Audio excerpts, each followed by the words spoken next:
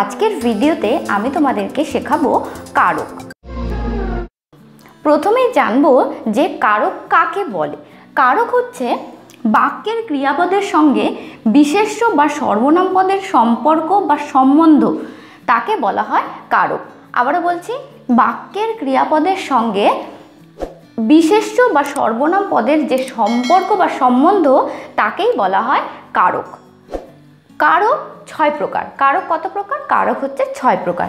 প্রথম কারক হচ্ছে কর্তৃকারক, দ্বিতীয় কারক হচ্ছে কর্মকারক, তৃতীয় কারক হচ্ছে করণকারক, 4 নম্বর বা চতুর্থ কারক হচ্ছে নিমিত্ত কারক, 5 নম্বর বা পঞ্চম কারক হচ্ছে অপাদান কারক, আর শেষ এবং ষষ্ঠ কারক হচ্ছে অধিকরণ কারক। তাহলে বন্ধুরা, কারক হচ্ছে বাংলায় কারক 6 প্রকার: কর্তৃকারক, কর্মকারক, করণকারক, নিমিত্ত কারক, অপাদান কারক এবং অধিকরণ কারক। আর কারক হচ্ছে কি? বাক্যের ক্রিয়াপদের সঙ্গে বিশেষ্য অথবা সর্বনাম পদের যে সম্পর্ক বা সম্বন্ধটা, সেটাই হচ্ছে কারক। চলো আমরা কারক নিয়ে আরেকটু আলোচনা করি। বন্ধুরা, এখানে আমি একটা উদাহরণ লিখেছি। এই উদাহরণটার মধ্যে দিয়ে আমি তোমাদেরকে কারকের 6টি কারককে খুব সহজভাবে দেখানোর চেষ্টা করব। তাহলে চলো দেখে নিচ্ছি। প্রথমে আছে, পঞ্চায়েত প্রধান তার অফিসের বর্ণাঢ্যদের জন্য সরকারি তহবিল থেকে কর্মচারীদের দিয়ে ত্রাণ সামগ্রী বন্টনের ব্যবস্থা করেছে। এই বাক্যটা যদি ভালো করে পড়া যায় তাহলে বোঝা যাবে যে এই বাক্যটার কর্তাকে, অর্থাৎ এই বাক্যটার প্রধান, এই বাক্যটাতে কর্তাকে, কে কাজটি করছে। এই বাক্যের কর্তা হচ্ছে পঞ্চায়েত প্রধান, কারণ পঞ্চায়েত প্রধান এই যাবতীয় কাজটা কিন্তু করেছে। পঞ্চায়েত প্রধান কি করেছে? ত্রাণ সামগ্রী বন্টনের কাজ করেছে। তাহলে এই ত্রাণ সামগ্রী বন্টনটা, এটা 2 নম্বর। পঞ্চায়েত প্রধান যদি বাক্যের প্রধান কর্তা হয়, তিনি কি কাজ করেছেন? তিনি ত্রাণ সামগ্রী বন্টনের কাজ করেছেন। এই ত্রাণ সামগ্রী বন্টনটা কিন্তু এই কর্তার কর্ম, অর্থাৎ পঞ্চায়েত প্রধান হচ্ছে কর্তা বা কর্তৃকারক, আর ত্রাণ সামগ্রী বন্টনটা হচ্ছে কর্তার কাজ, এটা হচ্ছে কর্ম। ত্রাণ সামগ্রী বন্টন হচ্ছে কর্ম। এবারে চলে যাচ্ছি পরের কারকে। এখানে কিন্তু আমরা 2টো কারককে অলরেডি পেয়ে গেলাম। এবার আমরা 3 নম্বর কারক। 3 নম্বর কারক কি? তিনি কাদের দিয়ে এই কাজটা করিয়েছেন? তিনি তার কর্মচারীদের দিয়ে এই কাজটা করিয়েছেন। তাহলে কাদের দিয়ে, যাদের দিয়ে, দ্বারা, এইসব দিয়ে ব্যবহার করা হয়, তখন কিন্তু সেটা হয়ে যায় করণ কারক। ঠিক আছে? পঞ্চায়েত প্রধান কর্তৃকারক, ত্রাণ সামগ্রী বন্টনটা হচ্ছে তার কর্ম, এটা হচ্ছে কর্মকারক। কাদের দিয়ে কাজটা করিয়েছে? কাজটা করিয়েছে কর্মচারীদের দিয়ে, এটা হচ্ছে করণ কারক। এবারে আছে 4 নম্বর। এবারে এই যে কাজটা হয়েছে, এই কাজটা কাদের জন্য হয়েছে? এই কাজটা হয়েছে বর্ণাঢ্যদের জন্য। বর্ণাঢ্যদের জন্য। এই বর্ণাঢ্যদেরটা হচ্ছে নিমিত্ত কারক। 4 নম্বর, বর্ণাঢ্যদের জন্য এই কাজটা সম্পন্ন করা হয়েছে। তাহলে বর্ণাঢ্যরা হচ্ছে নিমিত্ত কারক। পরবর্তী কারক। পরবর্তী কারক হচ্ছে 5 নম্বর, অর্থাৎ অপাদান কারক। এই যে সমস্ত এই বর্ণাঢ্যদের জন্য যে ত্রাণটা এসেছে, সেটা কোথার থেকে এসেছে? সেটা এসেছে সরকারি তহবিল থেকে। তাহলে এই যে সরকারি তহবিল থেকে যে জিনিসটা আসছে, এই থেকে বোঝালে সেক্ষেত্রে এটা হচ্ছে সরকারি তহবিলটা হয়ে গেছে অপাদান কারক। এটা হচ্ছে অপাদান কারক, সরকারি তহবিল থেকে। চলে যাচ্ছি একেবারে শেষের কারকে। শেষের কারকটা কি আছে? শেষের কারক হচ্ছে অধিকরণ কারক। এই অধিকরণ কারক অর্থাৎ এই যে সম্পূর্ণ কাজটা, এই সম্পূর্ণ কাজটা কোথা থেকে সম্পন্ন হচ্ছে? এই সম্পূর্ণ কাজটা সম্পন্ন হচ্ছে পঞ্চায়েত প্রধানের অফিস থেকে। ঠিক আছে?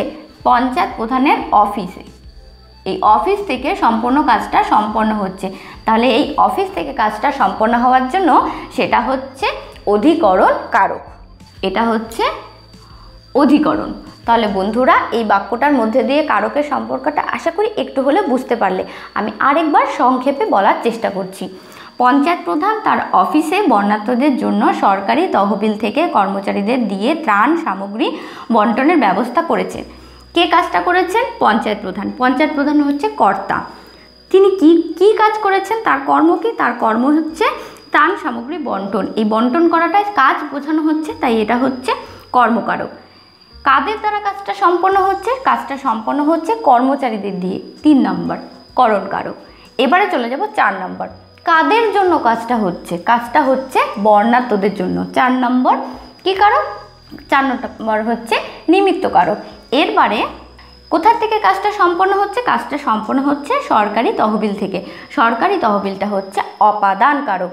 আর একদম শেষের কারক কি হচ্ছে? কাজটা কোথায় সম্পন্ন হচ্ছে? কাজটা সম্পন্ন হচ্ছে পঞ্চায়েত প্রধানের অফিসে। তাহলে পঞ্চায়েত প্রধানের অফিসটা হচ্ছে, এই অফিসে সম্পন্ন হওয়া এই অফিসটা হচ্ছে অধিকরণ কারক। বন্ধুরা, এই ছিল কারকের 6টা কারকের একটা উদাহরণের মধ্যে বোঝানোর একটা সংক্ষিপ্ত প্রচেষ্টা। এবারে আমি তোমাদেরকে প্রত্যেকটি কারক কাকে বলে এবং তাদের কিছু উদাহরণ দিয়ে দেখানোর চেষ্টা করব। এবারে আমরা আলোচনা করব কর্তৃকারক সম্পর্কে। কর্তৃকারক কাকে বলে? যে ক্রিয়া নিষ্পন্ন করে সে কর্তা। যে ক্রিয়া নিষ্পন্ন করে অর্থাৎ যে কাজটা সম্পন্ন করে সেই হচ্ছে কর্তা। ক্রিয়ার সঙ্গে কর্তৃ সম্বন্ধযুক্ত পদকে বলা হয় কর্তৃকারক। আবারও বলছি, ক্রিয়ার সঙ্গে কর্তৃ সম্বন্ধযুক্ত পদকে বলা হয় কর্তৃকারক। এখানে দুটি উদাহরণ দিয়েছে, যেমন আমি যাহা জানি করিয়া ফেলি। এখানে কে জানে? আমি জানি। নাগাদিত্য ভিলেদের হাতে প্রাণ হারালো। কে প্রাণ হারালো? নাগাদিত্য। কর্তৃকারককে বোঝার জন্য বা কর্তৃকারক কর্তৃকারককে চেনার জন্য একটা সহজ উপায় হচ্ছে যে বাক্যে যদি আমরা কে দিয়ে প্রশ্ন করি তার উত্তর যেটা আসবে সেটাই হচ্ছে বাক্যের কর্তা। বাক্যকে যখন আমরা কে দিয়ে প্রশ্ন করব তখন যে উত্তরটা পাবো সেই উত্তরটাই হচ্ছে কর্তা। আমি যাহা জানি করিয়া ফেলি। এখানে কে জানে? আমি। তাহলে উত্তর পাচ্ছি হচ্ছে আমি। এই আমি হচ্ছে বাক্যের কর্তা। নাগাদিত্য ভিলেদের হাতে প্রাণ হারালেন। নাগাদিত্য কে প্রাণ হারালো? নাগাদিত্য। বন্ধুরা, আমি আজকে চেষ্টা করব শুধু যে কারকগুলি আছে তাদের সম্পর্কে তোমাদের সঙ্গে আলোচনা করার। যখন আরও পরবর্তীতে যখন আমরা আরও বিস্তারিতভাবে ভিডিও বানাবো তখন এই কারকের যে আরও অনেক ভাগ আছে সেই ভাগগুলি নিয়ে আমরা আলোচনা করব। তাই আজকের ভিডিওতে আমি শুধুমাত্র এই 6টি কারক সম্পর্কেই তোমাদের সঙ্গে আলোচনা করব। এবারে আমি কর্তৃকারকের পরে অর্থাৎ আমাদের দ্বিতীয় কারকে চলে যাব, সেটা হচ্ছে কর্মকারক। এবারে আলোচনা করব দ্বিতীয় কারক। দ্বিতীয় কারক অর্থাৎ কর্মকারক। কর্মকারক কি? কর্তা যা করে তাই কর্ম। কর্তা যেটা করে সেটাই কিন্তু কর্ম। একেবারেই সহজ। উদাহরণে আছে মাঝিরা দ্বার বাড়িয়ে দিল। 2 নম্বর আছে তিতুমির নিজেকে শাসনকর্তা বলে ঘোষণা করলেন। এখানে দুটো উদাহরণ আছে। দুটো উদাহরণে আমরা প্রথম বাক্যটির মধ্যে যখন কি দিয়ে প্রশ্ন করব, কে দিয়ে প্রশ্ন করলে কর্তার নাম কে সেটা দিয়ে যখন প্রশ্ন করব তখন যে উত্তরটা পাবো সেটা কিন্তু কর্তা। এবার কর্তাকে কি করে সেটাকে যদি আমরা কি দিয়ে প্রশ্ন করি তখন কিন্তু যে উত্তরটা পাবো সেটাই হচ্ছে কর্ম। অর্থাৎ মাঝিরা কি বাড়িয়ে দিল? মাঝিরা দ্বার বাড়িয়ে দিল। তিতুমির নিজেকে শাসনকর্তা বলে ঘোষণা করলেন। তিতুমির কি ঘোষণা করলেন? নিজেকে শাসনকর্তা বলে ঘোষণা করলেন। তাহলে এই যে শাসনকর্তা এবং দ্বার এই দুটোই কিন্তু কর্ম। আবার বন্ধুরা, অনেক ক্ষেত্রে কিন্তু একটা বাক্যে দুটি কর্ম থাকে, সেক্ষেত্রে কিন্তু সেই ক্রিয়াকে দ্বিকর্মক ক্রিয়াও বলা হয়। এগুলো নিয়ে আমরা পরবর্তীতে আরও বিস্তারিতভাবে আলোচনা করব। আজকের ভিডিও খুব সহজ রাখার জন্য আমি শুধুমাত্র 6টি কারক এবং তাদের উদাহরণগুলি নিয়ে আমি তোমাদের কাছে এসেছি। তাহলে কর্মকারক কি? কর্মকারক হচ্ছে কর্তা যেটা করে সেটাই কর্ম। আর কর্মকারকের ক্ষেত্রে যখন আমরা কি দিয়ে প্রশ্ন করব তখন যে উত্তরটা পাবো সেটাই কিন্তু কর্মকারক। তাহলে বন্ধুরা চলে যাচ্ছি পরের কারকে। আলোচনা করব তৃতীয় কারক অর্থাৎ করণকারক। করণকারক কাকে বলে? বাক্যে যাকে দিয়ে বা যার দ্বারা ক্রিয়া সম্পন্ন হয় তাকে করণকারক বলে। করণকারক কি? যার দ্বারা বা দিয়ে কাজটা সম্পন্ন হয় তাকেই বলা হয় করণকারক। এখানে এ কলমে ভালো লেখা হয়। লেখাটা হচ্ছে একটা কাজ। কিসের দ্বারা লেখা হচ্ছে? কলমের দ্বারা। তাই এই কলমের দ্বারা লেখার কাজটা এটা হচ্ছে করণকারকের একটা উদাহরণ। আমরা চোখ দিয়ে দেখি। দেখা হয়, এই দেখাটা একটা কাজ, কিন্তু এই দেখাটা কি দিয়ে বা কি দ্বারা হয়?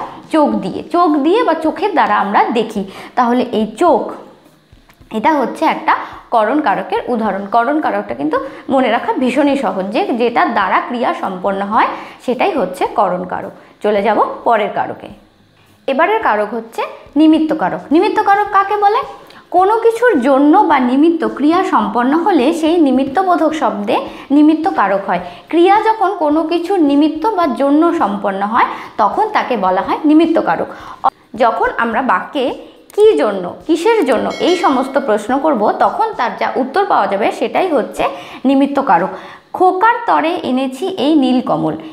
কি জন্য বা কার জন্য, কিসের জন্য আনা হয়েছে? খোকার তরে আনা হয়েছে, খোকার তরে এনেছি এই নীল কমল। এটা হচ্ছে একটা নিমিত্ত কারক। অন্নহীনকে অন্ন দান করো, অন্নহীনকে অন্ন দান করো, কিসের জন্য, কার জন্য? অন্নহীনকে দান করতে হবে অন্ন, অন্নটা দান করা হবে কিসের জন্য? অন্নহীনের জন্য। তাহলে এটা হচ্ছে একটা নিমিত্ত কারকের উদাহরণ। এবার চলে যাব আমরা পরবর্তী কারকে। এবারের কারকটি কি? এবারের কারক হচ্ছে অপাদান কারক। অপাদান কারক কাকে বলে? যা থেকে বা হতে ক্রিয়া কাজটি সম্পন্ন করে তাকে অপাদান কারক বলে। ক্রিয়া যেটা থেকে বা হতে কাজটা সম্পন্ন করে তাকে বলা হয় অপাদান কারক। একদম সহজ। আকাশ থেকে বৃষ্টি পড়ছে, বৃষ্টি পড়াটা কিন্তু একটা কাজ, ক্রিয়া। এই বৃষ্টিটা কোথা থেকে পড়ছে? আকাশ থেকে পড়ছে। এইভাবে যখন কোথা থেকে, কোথা হইতে এই ধরনের প্রশ্ন করা হয়, তার উত্তরে যেটা পাওয়া যাবে সেটাই হচ্ছে অপাদান কারকের দৃষ্টান্ত। আকাশ থেকে বৃষ্টি পড়ছে, বৃষ্টি কোথা থেকে পড়ছে? আকাশ থেকে বৃষ্টি পড়ছে, আকাশ হইতে বৃষ্টি পড়ছে, আকাশ হতে বৃষ্টি পড়ছে। তাহলে এটা হচ্ছে একটা অপাদান কারক। এবারে চলে যাব শেষের কারকে। এবারে আমরা চলে এসেছি একদম শেষের কারক, অর্থাৎ অধিকরণ কারকে। অধিকরণ কারক কি? যে পদের দ্বারা ক্রিয়ার অবস্থান বা ক্রিয়া সম্পন্নের সময় বোঝায় তাকে অধিকরণ কারক বলে। যে কারকের দ্বারা আমরা ক্রিয়ার অবস্থান এবং ক্রিয়া সম্পন্ন হয় সেই সময়টা বোঝায় তাকে বলে অধিকরণ কারক। যেমন সহজ একটা উদাহরণ, জলেতে মাছ থাকে, মাছের থাকাটা কিন্তু একটা ক্রিয়া। এবার মাছ কোথায় থাকে? এই থাকাটা কোথায় হচ্ছে? এই থাকাটা জলে সম্পন্ন হচ্ছে। তাহলে এই যে জলে থাকাটা, এটা হচ্ছে একটা অধিকরণ কারকের উদাহরণ। বন্ধুরা, এই অধিকরণ কারককে কিন্তু আরও অনেক ভাগে ভাগ করা যায় এবং প্রত্যেকটি কারকের মধ্যে যে 6টি কারক সম্পর্কে আমি আলোচনা করলাম, এদের কিন্তু আরও নানান ভাগ আছে এবং এই কারকে কোন কোন বিভক্তি হয় এগুলোও কিন্তু আমাদের জানতে হবে। আজকের ভিডিও ছিল কারকের একটা সংক্ষিপ্ত পরিচয়। যারা কারক জানো না, কারক পারো না, কারক যাদের বুঝতে অসুবিধা হয়, যারা কারক নিয়ে ভয় পাও, তাদের জন্য ছিল আজকের সহজ সরল ভিডিওটা। আশা করি ভিডিওটা তোমাদের ভালো লাগবে। আর বন্ধুরা, কমেন্ট করতে কিন্তু ভুলে যাবে না। তোমাদের কমেন্ট, যেটা আমার কাছে ভীষণ মূল্যবান। আমি চেষ্টা করব তোমাদের কমেন্ট অথবা তোমাদের মতামত নিয়ে পরবর্তী কোনো ভিডিও তৈরি করার। তাহলে বন্ধুরা, পরের ভিডিওতে আবার দেখা হবে। সে পর্যন্ত সবাই ভালো থাকবে। টাটা।